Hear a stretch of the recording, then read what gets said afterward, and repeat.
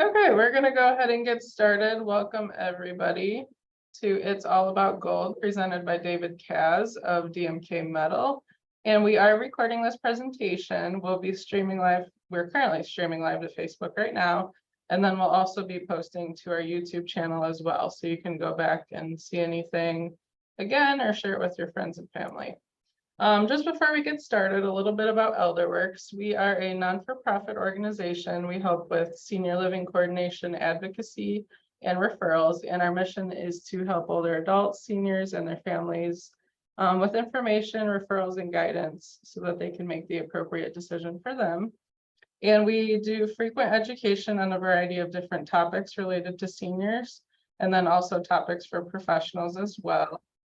And we will be starting to do more in-person presentations at our center. And coming up in March, we'll have on March 14th, long-term care planning, and then tips for aging well on March 22nd. So keep an eye out on your newsletter for more information and how to get registered. If you have any questions throughout David's presentation, you can put those in the chat. And he will be addressing all those at the end of the presentation, but you're welcome to put questions throughout the presentation. We'll get to them all at the end. So I will go ahead and turn it over to David. Thank you. All right, thank you, Emily, and a big thank you to Jennifer and the whole team at ElderWorks for inviting me to present. I'm David Kaz. My company is DMK Metal. I'm a gold and silver buyer, so I buy the old jewelry, sterling flatware, coins, candelabras, dental gold, things like that, that the kids and the grandkids don't want. So I do work with a lot of seniors. Today's presentation is all educational, and I'm sharing a lot of info. And as Emily said, just go ahead and put questions into the chat. I can get to them all at the end of the presentation here. So let me get the ball rolling. So I used to call my presentation demystifying gold and silver. And that's because throughout history, gold primarily has had a very mystical, magical connotation to it, right? It was mentioned in the book of Genesis. It's mentioned in the Bible hundreds of times. The Egyptians thought that gold came from the sun god Ra. The Catholic Church has amassed tons of gold for 2,000 years. And all religions tend to use gold in their religious symbology. But what is gold? Well, gold is an element. So here I'm taking you back to high school chemistry and the periodic table. Right in the middle, you see all the precious metals that include rhodium, iridium, platinum, palladium, silver, gold, and a couple others. And gold happens to be the only one of the precious metals that has that golden yellow color to it. All the other precious metals are silver colored. Now, precious metals are weighed in troy ounces, which is heavier than a regular ounce. So there's 16 ounces to a pound, as everybody knows. There's 14.5 troy ounces to a pound. So they're known as the troy elements. And platinum is actually more scarce than gold and more dense. And as you look at this chart, you notice that gold is pretty close to double the density of silver. And in the upper right, you see an image of a silver and a gold eagle. Those are 1 ounce coins minted by the US Mint. You notice that the silver eagle is almost double the size of the gold eagle. They weigh exactly the same. They're both 1 troy ounce. But since gold is so dense, it's smaller and heavier. And throughout history, gold and silver have been the primary monetary metals. They've been used as money, and you're going to hear me use the term money a lot in this presentation, whereas platinum, palladium, other precious metals were not used as monetary. So really gold and silver have been the monetary metals. All right, so gold has special properties. It's got the yellow golden color. It's got very bright luster to it. It's very ductile and malleable. You could take a 1 ounce coin and stretch it for a mile long wire. You could pound gold into very flat sheets called gold leaf. They're paper thin. You might see those on old picture frames on old paintings, that gold leaf, and on domes like St. Peter's. Both gold and silver are highly electrically conductive. They have high conductivity. You can dissolve them in acid. They're soluble. They're very scarce. Gold especially is scarce, but it's found on every continent. So another reason gold makes good money is that it's scarce, but it can be found everywhere as long as you search hard enough. Gold is corrosion resistant. So if you have a sunken ship like that was found in the Etosha by Mel Fisher. Those gold coins are the same bright gold color as they were when they went down 600 years ago. And just like King Tut's tomb, if you remember King Tut, the sarcophagus, bright yellow, right? Just like when they found it. So historically, the gold supply would increase about 5% per year through gold mining, and the population of the world would grow by 5% per year. So the supply of gold as money would increase at the rate of population. So gold was therefore stable in its value. It increased at the rate of the population increase. Today, a very highly producing gold mine is only 1 gram of gold per ton of rock. And silver, there's very few silver mines across the globe. Most silver is a byproduct of mining for gold, copper, lead, aluminum, other types of metals. Almost every ounce of gold that's been mined is still around in jewelry, coins, and bars, whereas almost every ounce of silver has been used up and is sitting in a landfill. And there's about 9 ounces of silver for every 1 ounce of gold that's mined throughout the year. All right, so a little bit of history. The Egyptians were the first to discover gold about 5,000 years ago. And it was, popular throughout all history. The Greeks, the Romans, as different dynasties would take over other countries, they were actually raiding their countries to take their resources and their wealth, and it was really to confiscate their gold. So as the Greeks and the Romans, they took over other lands, that's what they were looking for. So the Egyptians actually used gold as a means of exchange. So they used it as money, but they did not make coins. They had grains of gold as opposed to actually creating coins. But Lydia, which is now Turkey, or where Turkey is located, they were the first country to create coins back in the 6th century BC. China used gold as money, but they were also the first country to actually create paper money. That was out of China. The Greeks made coins, jewelry. The Romans had gold and silver coins, but as the Roman Empire grew, people didn't like giving tax money to the government for war, and they never have throughout history. So what the Romans would do to pay their troops, they started adding base metal to their coinage. So they started adding copper to the coins, to the silver and the gold coins. And eventually by the fall of the Roman Empire, they had 0 gold and silver in their coins. And that is known, that adding of base metal is called debasing the currency. And that's still a term used today. European countries, the Spaniards, the Portuguese, again, as they were going around the globe, conquering lands, they were there to take their gold. And even Columbus, when he was traveling, he was looking for gold. And when he hit Central and South America, he found a lot of silver. And still today, most of this world's silver comes from Mexico and South American countries. When the colonies were around back in the late 1700s, we didn't have our own money. We weren't the United States yet. So we used primarily the Spanish real as our currency. And the Spanish real, another name of it is pieces of 8. And if you look up in the upper right corner, you see a coin that's been clipped. So they didn't have dimes and quarters and half dollars. They had just the silver dollar size real, but you could clip it into little pie wedge shapes, and that would allow you to do transactions in smaller denominations. So that kind of became their dimes and quarters, those little pie shape clippings. All right, so let's talk a little bit about gold and silver as money in the US.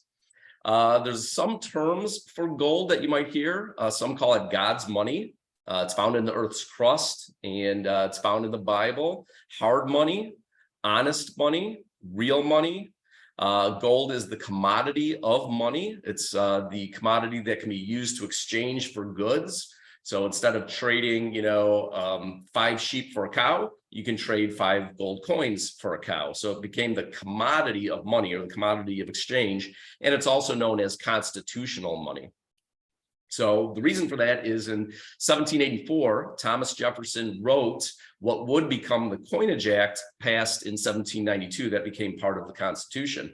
And according to the Coinage Act, only gold and silver coined by the states can be used as money. Everything else is counterfeit. And we've been using counterfeit in our country for a long, long time, because we have not been using gold and silver coined as our money. And when Thomas Jefferson put how many grains of silver would be in a silver dollar, he based it on that Spanish real. And then he also had how many grains of gold would make up a gold eagle, which is a $10 gold coin. Now, if you look in the upper right, you see the silver dollar was right around 3/4 of an ounce of silver. And a double eagle, so a $20 gold piece, is just under 1 ounce of gold. So if you had 20 silver dollars, right, 20 silver dollars times 0.77 gives you right around 15 ounces of silver. So the gold to silver ratio in the Constitution is 15-1, 15 ounces of silver to every 1 ounce of gold. So that's where we started. Then in 1776, when we were fighting the Revolutionary War against the British, again, nobody in the colonies wanted to give tax money to this very small government that we had in Philadelphia. So Washington had the Continental Dollar created, which was a printed paper currency to pay the troops. And very rapidly, the paper money, the Continental, went to its intrinsic value of 0 pretty rapidly. And there was a phrase that came from that called "not worth a Continental." And that means you own something that's got no value. So that's what where that came from. Alexander Hamilton, one of our founders, came right out of the gate and created the first bank of the US to print paper currency, and right away went against the Constitution. And that bank lost its charter in 1811. A second bank, the second bank of the US, was created in 1816 to create printed currency. And Andrew Jackson very famously ran on the platform to get rid of the central bank, so to kill that second bank. And supposedly his dying words were, "I killed the bank." After that point, after 1836, printed currency was actually a receipt against the gold and silver an individual deposited at a private bank. So the bank would issue that paper receipt saying that you've got $5 of gold at the bank. You could give someone that $5 receipt, and now they could go claim your gold at the bank. So that's what paper currency represented, was really a receipt against gold and silver. In 1848, gold was discovered in California. And in 1849, about 300,000 prospectors headed west to stake their claim, and they were known as the 49ers, and that's where the San Francisco football team got their name from, those gold miners. In 1861, we were in the Civil War, and Lincoln, in order to pay the troops, again, could not collect tax money. He created the greenback paper currency, which again went very rapidly to its intrinsic value of 0.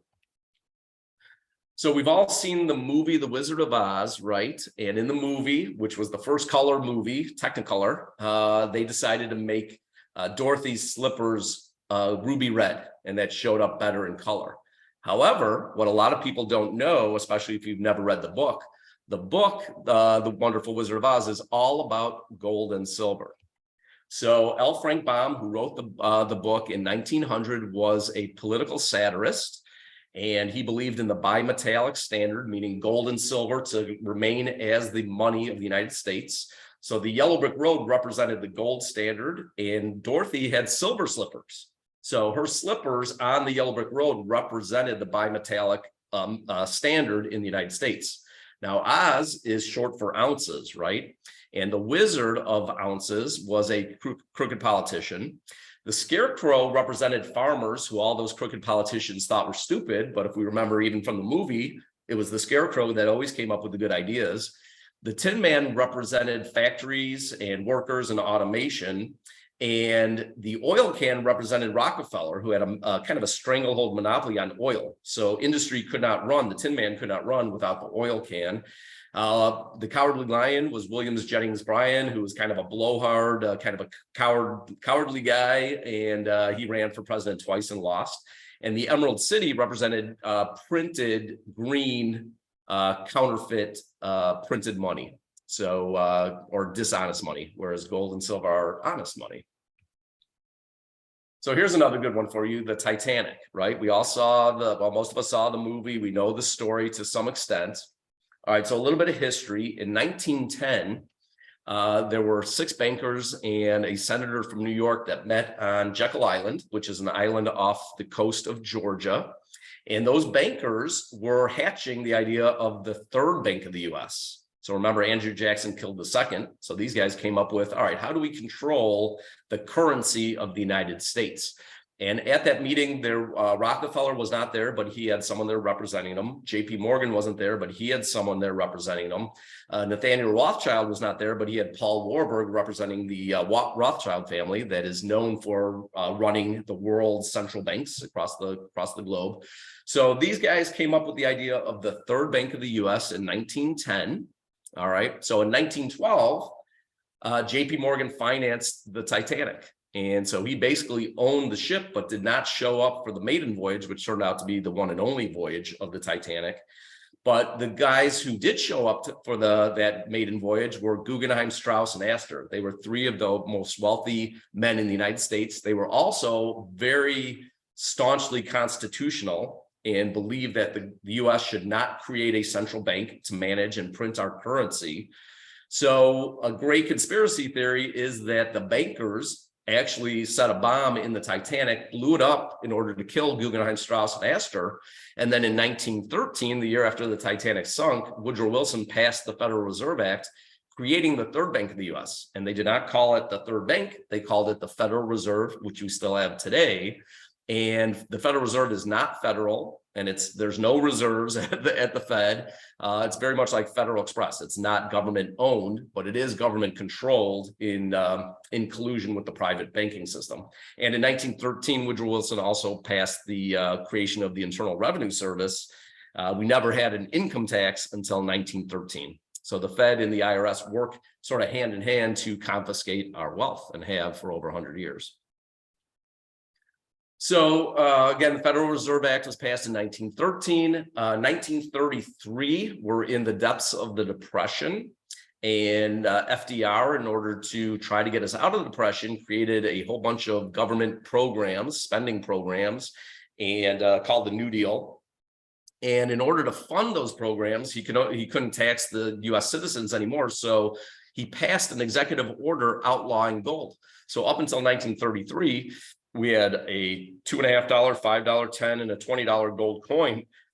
Basically, FDR outlawed gold coins, and he even put federal marshals in safety deposit box rooms at banks and gave you a $20 bill for every $20 gold coin. So he didn't steal it, but he did gather all the gold coins that he could. And then in 1934, he basically revalued gold from $20 an ounce, where it had been since 1792, to $35 an ounce. And now he had the money to pay for all those programs because the gold was worth 75% more than what he gave to the American citizens.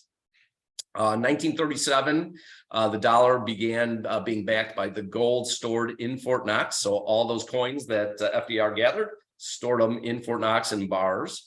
And then in 1944, when we were in the height of World War II, there was a conference in Bretton Woods, New Hampshire that we hosted, and we brought in all, representation from the 44 allied nations, including John Maynard Keynes from Great Britain. And if you see that picture in the lower right, he's the guy who looks like he's sleeping there. That's John Maynard Keynes. And in 1944, with so many countries in Europe getting destroyed through the war, they shipped us their gold to keep safe in Fort Knox. And we determined that the US dollar, would become the world's reserve currency. What that meant is if you were going to trade between nations, international trade, you needed to convert your local currency into US dollars. And then you could buy Spanish olives from Spain or French wine from France.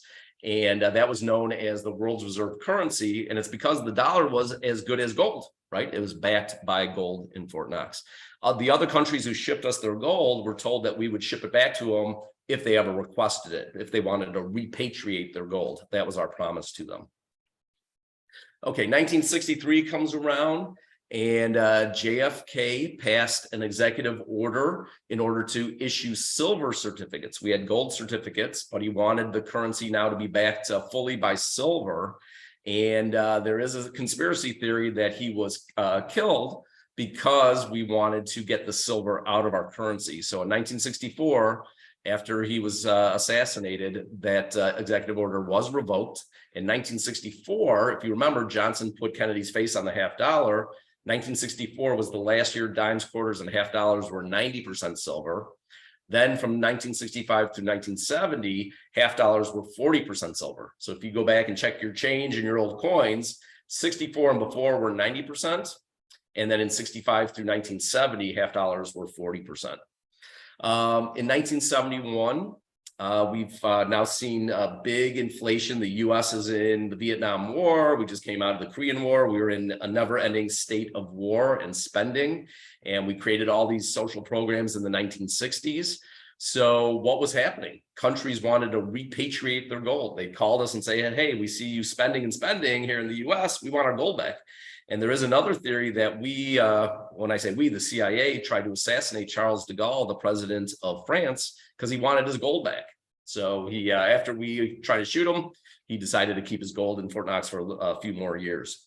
So in 1971, there was a famous speech of Richard Nixon in August, where he temporarily took us off the gold standard, closing the gold window, meaning that other countries could not claim their gold from us anymore. US citizens weren't allowed to own gold anyway, right? You could buy jewelry, you could buy collectible coins and things like that, but you could not buy gold coins. So we basically closed the window on the gold standard. And today, we're still temporarily off the gold standard. So there's nothing backing the US dollar. That's why it's known as fiat currency. It only has value because people are willing to take it and the government says it has value, but there's nothing truly backing the US dollar today. All right, so the topic of inflation. So we all know about price inflation as our gas goes up, our heating, our groceries, everything goes up. But the Austrian economists who I like to study, so these are like Menger and von Mises and Hayek and Hazlitt and Ron Paul, Murray Rothbard, they all look at inflation as the increase of the monetary base. So the printing of more paper currency. So you're inflating the amount of dollars in circulation. That increase of dollars in circulation leads to everything being more expensive because the currency goes down in value. The more you have of something, the less it has value. So inflation is the inflating of the supply of the currency. So after 1971, the golden handcuffs were taken off the government because they could only spend as much paper currency based on the gold that was in Fort Knox, right? Once we were off the gold standard, the Federal Reserve can print and print, and the federal government could create treasury bonds that the Fed and other entities would buy. And it was a never-ending creation of spending. Now, back in 1980, when there was an increase in the monetary base, for about 10 years, Paul Volcker was head of the Federal Reserve. He raised the federal fund interest rate to 18% in order to bring in all that paper currency that was out there and flooding the world and leading to the huge spike in prices of everything. Gold went up to 800 an ounce, so from 35 to 800, and silver went from $2 an ounce all the way up to 50. So Paul Volcker raised interest rates. If any of you tried to buy a house back in 1980, the interest rates to buy a house were 20%. So people had to get very creative in how they bought houses. Now, over the last 10 to 15 years, between Greenspan, Yellen, Bernanke, Powell, we've actually increased the monetary base by 400%. Back then in 1980, it had only increased by 4%. And back then we had less than $1 trillion of debt. We now have $31 trillion of short-term debt. So even if the Fed funds rate went up to 5%, that would be $1.5 trillion of debt service alone. So they really have to keep rates low, or else we're going to see a big problem. But we're seeing the decrease in the value of our currency, so everything's getting more expensive.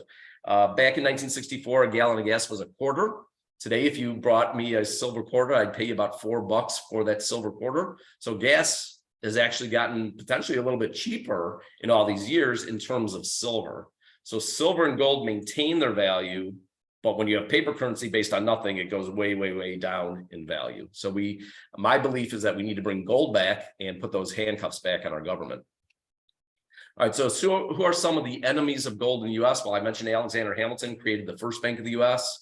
They also made a play about him where he was the hero and Jefferson was the villain. And now my mom likes rap music. So there's all kinds of reasons not to like Alexander Hamilton.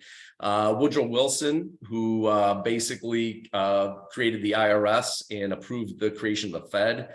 You've got FDR, who took the gold away from the U.S. citizens, LBJ, who took our silver, Nixon, who shut the gold convertibility window, John Maynard Keynes, who called gold a barbarous relic. And he said, government debt doesn't matter. We'll all be dead eventually anyway. So he's the guy that all our kids and grandkids are being taught about in college when it comes to economics. And he, in my book, is not a great economist. Ben Bernanke, representing all Federal Reserve chairmen who kept interest rates artificially low, printed and printed money. And you could read the book Preacher from Jekyll Island, which is about those guys who met on Jekyll Island back in 1910 and gives you the entire history of money and money in the US. It's a great, great book if you're interested. Preacher from Jekyll Island. All right, so who are some of the heroes of gold in the US? Well, you've got Jefferson, who wrote the Coinage Act. You've got Jackson, who killed that second bank of the US to keep us on gold and silver. L. Frank Baum, who wrote Wizard of Oz. Ludwig von Mises, who headed up the Austrian School of Economics. And then Ayn Rand, who wrote Atlas Shrugged.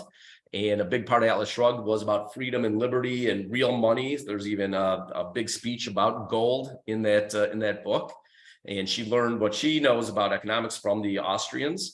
You got Kennedy, who wanted to keep us on silver. Alan Greenspan, I put a question mark because Greenspan became head of the Fed, printed a lot of money, kept interest rates artificially low.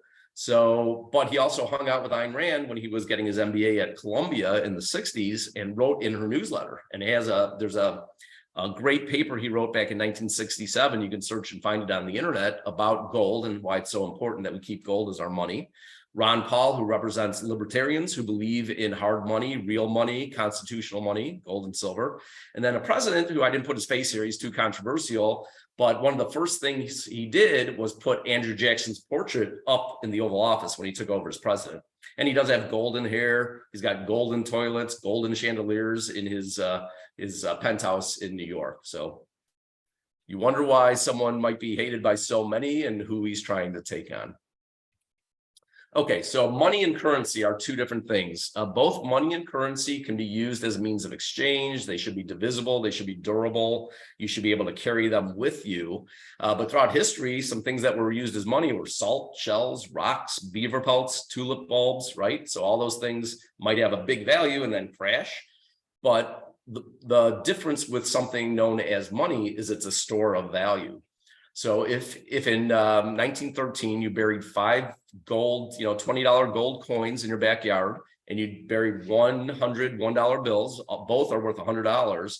If you dug those both up today, if those printed paper $1 bills were still not eaten by worms, they'd be worth $100. Whereas the 5 gold coins would be worth about $8,000 or $9,000 today, based on where the gold price is. So gold and silver are real money because they are a store of value in and of themselves. So before 1965, dimes, quarters, halves, and silver dollars were 90% silver. They stopped making silver dollars in 1935 and started making them again with Eisenhower's face in 1971, which did not have any silver. Half dollars, I mentioned earlier, were 65 through 70 were 40% silver. Now the gold coins that were created up until 1933 were 90% gold and 10% copper. And then gold eagles made today and silver eagles are both 1 ounce of pure, or 0.999, so 99.9% gold or 99.9% silver. Now, if you look at the old $20 gold, $20 bill, it says in gold coin payable to the bearer on demand. So that paper currency, even created by the Fed, was still based on gold, and that you could take a $20 paper bill and trade it in for a $20 gold coin. Today, the $20 bill says Federal Reserve note. So what is a note? It is debt, right? So a loan is also known as a note. So basically, to carry around that $20 bill in your pocket, you owe the Federal Reserve $20 plus interest for the right to actually use that paper currency.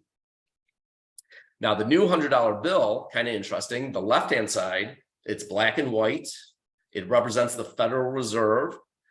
Ben Franklin, who's over on that left side, looks kind of dour, not real happy. So that represents the Federal Reserve, monetary debt-based, system. On the right side of that blue line, it's color. You see the Declaration of Independence. You see gold. You see the Liberty Bell. So Does this mean that we are moving back towards freedom and gold is our money? That's kind of one of the interpretations of the new $100 bill. All right, so what are some of the other uses for gold and silver? I've kind of talked a lot about how they can be used as money, but they could also be used as bank reserves, right? The Federal Reserve and other central banks around the globe still keep gold and silver in reserves as a asset. It's known as a tier 1 asset now, but gold and silver can be used for as medals, as awards, right? The gold medal, the first Olympics, the gold medal actually was made out of gold. And the silver medal is made out of silver. Bronze, not worth that much. So have your grandkids go for the gold for sure, or the silver. Now, after the first Olympics, I think it was back in 1910, after that, the gold medal was just gold plated, but the silver was still silver after that. Military medals made of silver. The Academy Awards, the Oscar is gold plated. So all types of awards and statues and medals are gold and silver. Jewelry, of course, is the #1 use of gold and silver. And as long as people think it's beautiful and they like to look at it and like to wear it, then gold and silver has value as jewelry. They're used for art and religious items, dental. So gold does not degrade, as I mentioned earlier. So it was great for dentistry. And actually dentures used to be made of gold before we came up with plastic. So I bought lots of old dentures and they're made out of gold, very interestingly. And gold and silver are both great conductors of electricity. So if you open up your cell phone, if you open your computer, you'll see silver wiring, you'll see gold-ended fingers on, RAM chips and other chips on your on the boards inside the computer. So silver and gold are used for conducting electricity. If you go into an old industrial building and you go to the circuit breaker box, the contacts are made out of silver. Now, silver is also known by many as the most useful of all metals, maybe even the most useful of all elements. It's used for flatware, candlestick holders, serving pieces, mirrors, all kinds of stuff. Actually, old mirrors were a layer of silver. Since silver is the most reflective element known to man, old mirrors used a layer of silver for the mirror. Now it's aluminum, so it's not quite, it's still very reflective, but it used to be made of silver behind the glass.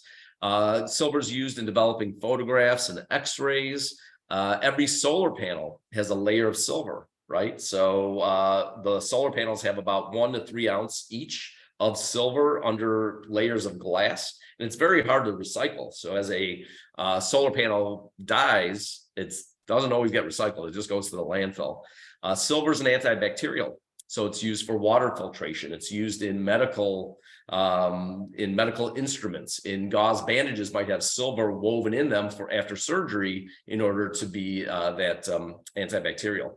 It's used in soldering and other electrical uses, and even nuclear and batteries might be the biggest use of all for silver. So silver is very useful, and almost every ounce of silver that's been mined is used up. I think I might have mentioned that earlier. It's in landfills. It's expensive to recycle, where almost all the gold that's been found is still out and available. So silver is very much used up. All right, so you've got a lot of items laying around the house. How do you identify your gold and silver? So the first thing you want to do is get a very powerful magnet. Silver and gold do not stick to a magnet. Now, this is pretty universal when it comes to rings. If you have rings laying around and you put a magnet next to them, if it sticks to the magnet, it is not gold, it's not silver. All right. Now, some necklaces, bracelets might stick to, that are gold or silver, might stick to a magnet, so it's not 100% accurate. So here's 2 gold necklaces. You see in that middle photograph, that necklace is sticking to a magnet. Now, I know that that is not gold because it's sticking so strongly to the magnet. The other necklace, there is space between the magnets, so it is not sticking. Now, that's not a guarantee that it is gold, but you've got a fighting chance. And then here's 2 earrings doing the same thing. Put that magnet up to the earring. If it sticks, it's most likely not gold. And if it doesn't stick, you got a chance. Now, another rule of thumb when it comes to earrings, if the post is silver, then it's not gold. So whenever you have gold earrings, they're very high quality. They're always going to have a golden post. Now, more important than magnet is get a very high-powered magnifying glass or get a jeweler's loupe. And what are you looking for? So when it comes to gold, you're looking for carat, right? So let me take you back a little bit to high school fractions or grade school fractions. In gold, the denominator is 24, all right? So 24 karat gold, if you divide 24 by the denominator 24, you get 100%. So 24 karat gold is 100% gold. Now, if you have 10 karat jewelry, it might be marked 10K or 417. Why? Because 10 divided by 24 gives you 0.417 or 41.7% gold. 14 karat gold, which is the most popular type of jewelry Americans have, if you divide 14 by 24, you actually get 0.583. But American jewelry says 585. When I bought jewelry from Eastern Europe, Russia, Poland, Czechoslovakia, a lot of that is labeled 583. So again, 14 divided by 24, jewelry might be marked 14K or 585. 18 karat is 18 divided by 24, gives you 75%. Now, if you look at the picture, white gold and yellow gold have the same percentage of gold. So if it's 18 karat yellow gold, it's 75%, 75% gold. If it's 18 karat yellow or white gold, it's 75% gold. So the whiteness or the silver color through and through is a process to convert yellow gold into white or silver gold. So, but the same percentage of gold regardless of the color. Rose gold, which is more pink, has more copper in it. So that's what turns it that pinkish color. But again, 14 karat rose gold, it's still 58.5% gold. Most class rings were 10% or 10K. So you'll see most class rings that you have laying around are 10 karat. And then 22 karat gold from India. If you know any friends from India, their gold is very yellow. It's actually 92% gold, or 91.7. So it might say 917 on it. Now, silver can be a little bit trickier than gold to identify. So on jewelry, you're usually going to see the number 925. Sterling silver is 92.5% silver, 7.5% copper. So whenever you see that number 925, it means it's sterling silver. It's 925 parts per thousand silver. The other parts are copper. So on other items, you're looking for the word sterling, right? On flatware, on candlestick holders, on serving pieces, pitchers, you want to see the word sterling. You might also see the word silver, but that's, much less common, just the standalone word silver. But usually you're looking for sterling or 925. Now, there is also something known as coin silver. Coin silver, just like our old US coins, is 90% silver. So you might find it on old pocket watches. You might see the term coin. That means it's 90%. So just a couple percentages less than sterling. Now, if you've got antique silver from Germany, from England, from, Denmark, other countries, you're looking for other numbers. They don't always make sterling.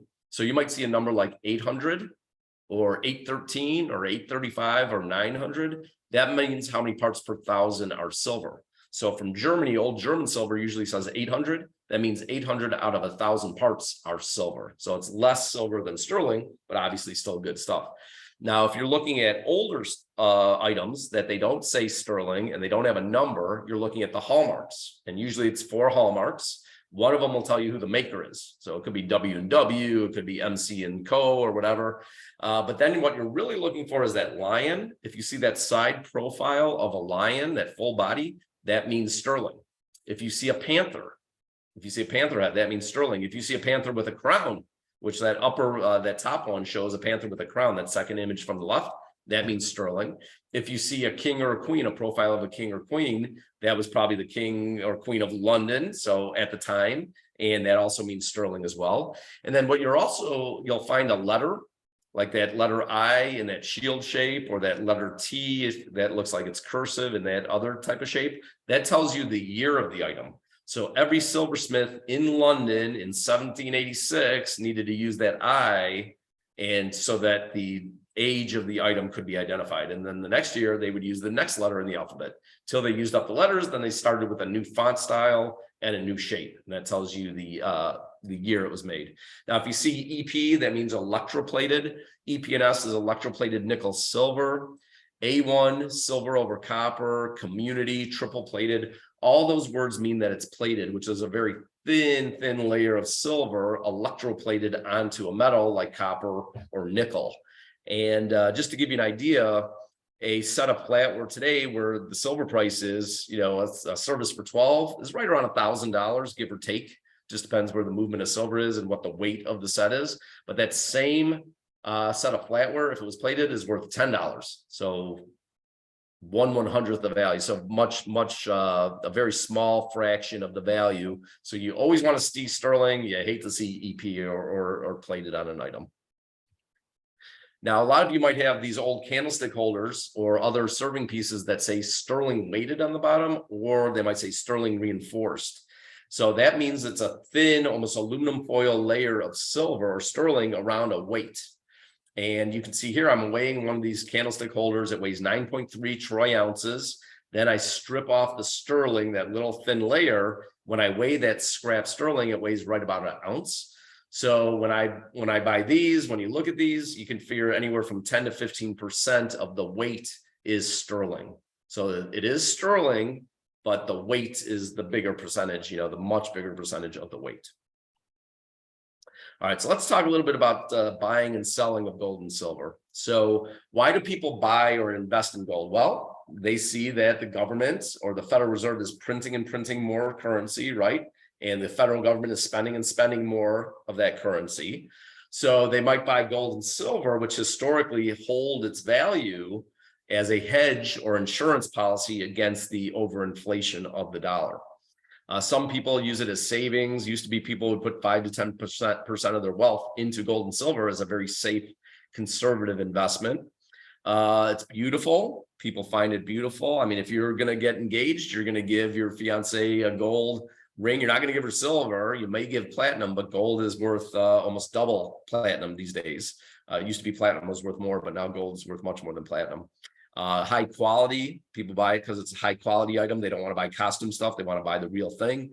They give it as a gift to loved ones, or maybe they give old silver coins to their grandkids as a tradition. So there's different reasons that people buy it. There's many ways to invest in gold and silver. Now, I'm not a financial advisor. I'm not giving you advice, but there are various ways to invest in gold and silver. You could buy the physical metal, right? The actual coins and bars. So there's junk silvers, the old US coins. That's what it's known as, even though it's not junk. You could buy rounds, so minted coins that might have a face of a baseball player or a president or something that was made by a mint. You can buy government issued coins like US Eagles, Canadian Maple Leafs, South African Krugerrands. There's Austrian Philharmonics. So many countries have their own government minting coins. You can buy bars. They could be small 1 gram bars of gold. You can buy a 1 ounce bar of gold. You can buy a 10 ounce. You could do fractional bars of silver as well, up to 1,000 ounce bars of silver. There's different ways to store your metal. Of course, you can store it at home. You can store it at different facilities and different means. You can buy old collectible coins, and those are called numismatic coins, which is coin collecting. If you're buying old coins based on the coin scarcity and quality, you're not really investing in gold and silver, even if they're made of gold and silver. You're investing in a collectible coin. So you're deciding, do I want to be a coin collector or do I want to invest in gold and silver? You might buy stock in mining companies, like Barrick, Newmont, Goldcorp, Kinross are all big miners. Those are major miners. They're also junior miners. There's ETFs based on the metal, GLD, SLV, PHYS, and PSLV up in Canada. There's ETFs based on miners like GDX and GDXJ. You can buy mutual funds, Perth Mint certificates out of Australia. And you can go find your own gold, panning in streams. You're just not going to find that much, unfortunately.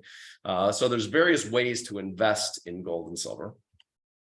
Now, why do people sell? So this is the business I'm in. And why do people sell to me? Well, they might be downsizing, right? They might be moving from, a large home to a senior community. So they're downsizing. They don't have room for the sterling flatware, sterling candelabras, all those big pieces. So that's one reason people sell to me. Another is they're decluttering. So they're doing a lot of cleanup and they're going through their cabinets and their boxes and their jewelry boxes. They're like, oh, I've got all this good stuff, but I'm not using it anymore. So they get rid of it. They want to use the money for other investments, right? Some people sell me jewelry so they can buy gold and silver coins, which I think is kind of a good idea. So you might sell non-investable gold and silver or non-investment like flatware and serving pieces and jewelry and go buy investable, coins and bars. Some people don't feel safe having gold and silver in the house. So they want to sell it and put cash in the bank. They might have special expenditures. Sometimes people inherit jewelry and coins from relatives, and they want to sell it, or they need to split equitably amongst heirs.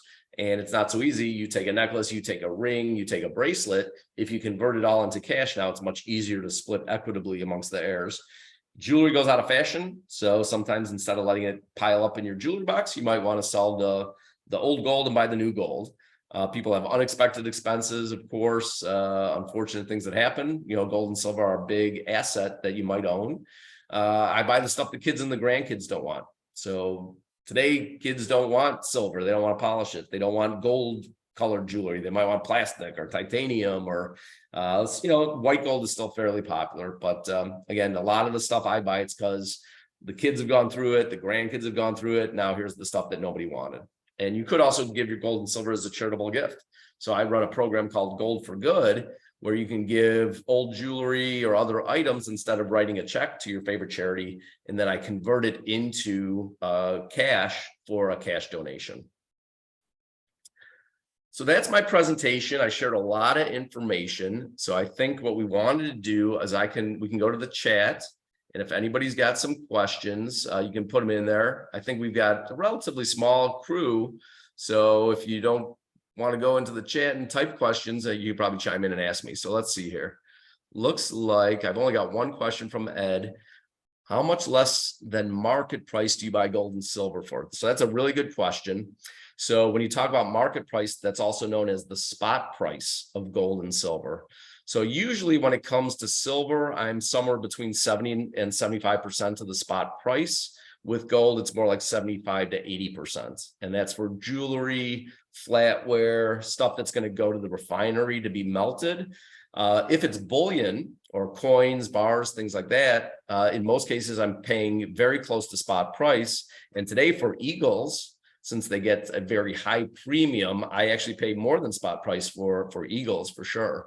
So it depends on the item, but I think that that answers your question. Let's see. And you're welcome to unmute if anybody wants to ask a question and unmute. Yeah, go ahead and unmute. Let's see if I can see everybody's faces here. I don't know if everybody's maybe not on video, but yeah, if you can unmute yourself, go ahead and fire questions at me.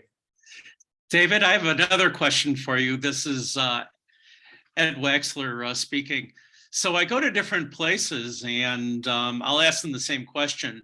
How much behind market price or spot price do you buy gold for? And everybody uses different units. Some people will say, how many dollars per gram, how many dollars per pennyweight, how many dollars per troy ounce, all this kind of stuff. Yeah. Is this a mechanism to confuse people? Yeah, it can be used like that because they can say, so I can buy 14 karat gold based on pennyweight is a term. So a pennyweight is 1/20th of a troy ounce. People can buy it based on gram, which is there's 31 grams to a troy ounce. But they really should be able to tell you the answer to the question you asked me. What percent of the spot price are you paying? They're trying to dodge the question by just telling you what they pay per gram or pennyweight or ounce. All right. Now, if they told you I pay $25 per gram of 14 karat gold, you could back into what they're paying you. So here's how you would do it. If the price of gold is $1,800 an ounce and there's 31 grams to an ounce, you would divide that $1,800 by 31. All right. Now 14 karat gold is 58.5% gold. So you'd multiply that by 0.585. Right. And that would give you the actual spot price of 14 karat gold. You can compare that to what they're offering you. So you could back into figuring out what they're paying you to answer the question you asked me. What are you paying as a percent of the market / spot price? Thank you. Yeah. And you could always call me, send me an email, text me anytime if you've got questions. I think it's important for guys in this business to be, maybe a little bit more straightforward than they tend to be. Thank you, David. All right, any other questions out there? Someone's got to have some questions. Come on. I used to give, I exhibited at some type of event once, and I set up a table and I offered to give kids a silver dime if they stumped me. And I got stumped plenty of times. So it's not like I know everything, but it's always fun to share information if I do know the answer. So I'm very happy to answer any question. All right, so at the bottom of the screen, you see my phone number. Oh, wait, here we go. Is there any value to silver plated? Okay, so silver plated is it's still got some silver, but it's a very, very thin layer. And when I bring silver plated to my refinery, they pay me $1.75 per pound. So it's not even by troy ounce. It's that, I don't know. So it's not worth a lot, unfortunately, but I do buy it. Usually I pay $1 per pound. So it sounds like a big profit margin, but I really have to buy a ton of the stuff to make money. And then that means I have to carry a ton of stuff, which I don't really enjoy. So I do buy plated. It does have value. I buy it for $1 a pound. If you have a set of flatware, it weighs 10 pounds. I pay $10 for it. So you're better off using it if you can. But you've got those big silver trays. Sometimes they weigh 20 pounds. It's $20. Whereas if it was sterling, it'd be worth thousands of dollars. So yes, there is value in silver plated. Unfortunately, just a small amount of value.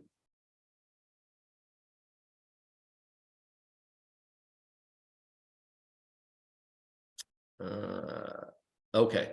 This is a great question. How do you determine the percent of gold if it's not marked? Okay, so that's why I bring with me, I don't have it with me here, but an acid test kit. So when you've ever seen anybody who buys gold use acids, right? They scrape a little bit of gold on a stone called a jeweler's stone. And then they should have with them 10 karat, 14 karat, 18 karat acid. So if a ring or a bracelet's not marked, you scratch a line of gold on that stone, and the carat, basically you determine the carat by how much of the acid, the strength that line of gold can withstand. So if that jewelry is 18 karat gold and you scratch a layer onto that stone and you put 18 karat acid on it and it withstands that acid, right? It doesn't disappear. That means it's at least 18 karat. If it disappears, then you scratch a line again, then you use the 14 karat acid. If it disappears, then you know it's less than 14 karat. If it stays and keeps its bright golden color through the acid, then you know it's 14 karat.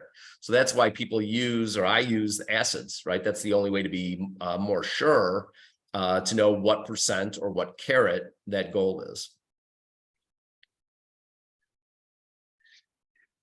David, this is Ed again. I've got another question. It's too complicated for me to type into the chat box. All So right. I've got this watch that I got from my mom that I believe is a 14 karat bracelet, but the watch part itself, I know is not gold. So if somebody was to bring something like this to you, how would you value it? Because if you weigh it, you've got part of it that's not gold. Yeah. Would you have to disassemble the non-gold part out of it?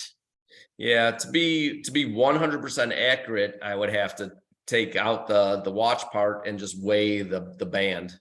So yes, to be 100% accurate. Otherwise, I could give a pretty good estimate, but it'd be a bummer if you got less for it than you should based on my estimate. So yeah, ideally it would be disassembled, and I'd weigh the parts that were gold separate. Now, if it says gold filled, that's got gold in it, right? Gold filled is better than gold plated. Gold filled, sometimes you'll see 1/20th 10 karat, right? That means it's 1/20th of 10 karat. If 10 karat is 40% gold, 1/20th of 40% is the amount of gold that's in that gold filled item. So gold filled is much better, and rolled gold is the same. Rolled gold is also gold filled. Those have much more gold than gold plated items do. But to answer your question, I would have to disassemble it to be accurate in that weight. Thank you, David.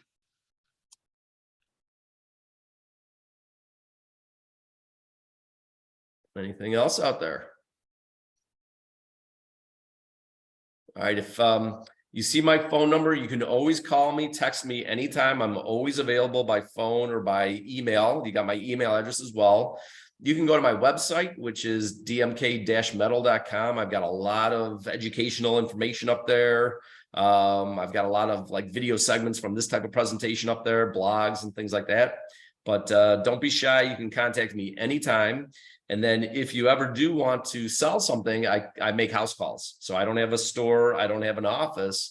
That is what allows me to pay better than, most of my competitors out there. I come to you wherever it's, usually I go to people's homes, but I've met people at their bank, right, where they feel safe, or at a library. I go anywhere basically in Illinois, I'd say. And now in Florida, I'm actually working in Southwest Florida as well. Last chance. Any more questions? All right, Emily, if you're still here, I think that's a wrap. Yeah. Thanks for a great presentation. If anybody attending here has any further questions and you lose David's contact information, you're always welcome to reach out to Elderworks, and we can definitely pass his information along to you as well. So thank you everyone for attending. Thanks. Thanks. Bye-bye. Bye.